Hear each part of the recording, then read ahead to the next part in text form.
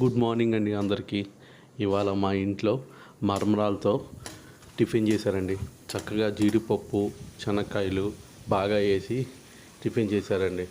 అసలు ఇవాళ అయితే మరమరాలతో స్పెషల్ అండి. నీళ్ళల్లో మరమరాలు వేసుకొని నీట్గా పిండి వేసి 2 ప్యాకెట్లు తెచ్చారండి నిన్న మరమరాలు. నాకు టిఫిన్లో ఇవాళ మామిడికాయ కూడా కోసిచ్చిందండి మా ఆవిడ.